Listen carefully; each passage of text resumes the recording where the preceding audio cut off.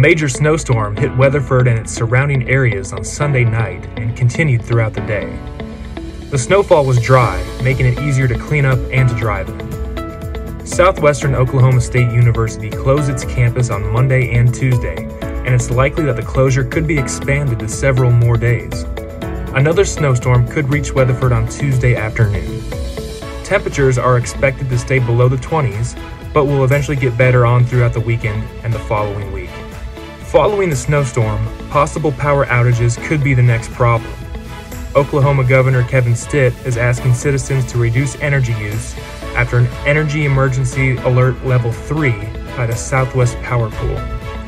In emergency situations, it may be required to initiate a series of planned outages in order to prevent widespread, lengthy outages.